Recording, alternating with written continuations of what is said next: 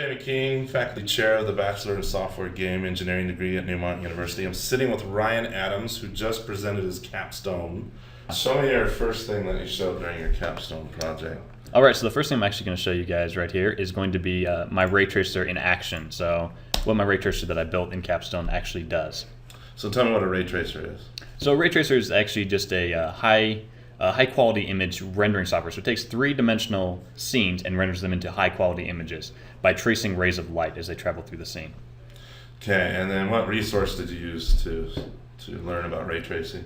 So I actually used the book Ray Tracing from the Ground Up, written by Kevin Suffner. Mm-hmm. And this is actually, so I added a little bit more onto it after I'd finished going through the whole textbook, but I used his textbook for the base layout of my ray tracer. Now, what are these lines we're seeing in your screen? I know what they are, but the audience at home probably want to know what those lines are about. So tell me about the lines going across the screen. So each of these lines going across the screen is actually creating pixels. You're actually watching the pixels be created. Each of those pixels' color is determined by shooting a ray into this scene and then using the material of the object that ray first comes into contact with to determine a color. Sometimes it's pretty simple, such as getting a texture from just a texture from an object, such as the material out here we use for the sky.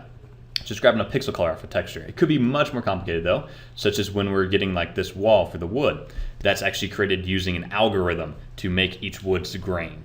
What other features are? Well, why do you have such a hideous picture or painting on the wall? Why don't you tell the audience why there's such a hideous painting on the wall? That actual painting is left in there just for Jamie King. It's his favorite painting in the world, so I thought I'd put it into my scene for him. Oh, it's such a nasty picture. We've had that picture at Neumont University forever. We moved buildings recently, and I thought we would throw that painting away, but it turns out that my boss tucked it into my office for me without me knowing. So I tucked it into my ray tracer without him knowing as well. Very nice. Now, talk about the shadows. Okay, now as you'll notice, you see some shadows on the walls here, some shadows on the walls here as well as on the floor. The ones on the walls actually come from a light that's in the further back in the room that you're not able to see, and the lights on the shadows on the floor are formed by light coming in through the window. Okay, and then I see a little bit of light up here on the curtain up here. Talk about why is that brighter there than versus why am I seeing that bright point? So this actual bright point you're seeing here is specular lighting happening on the cloth. That means the light is actually at an angle where the actual light is hitting the cloth. You can actually see it almost reflected in the cloth. So did you use the same lighting model that we covered or used in the graphics class here? Or is it the lighting model at its base is similar to the one we use in the graphics class, although the actual application of it in a ray tracer is quite more complicated than what we use in just game engines. Very cool. It looks like we have some light coming from the window onto the floor there.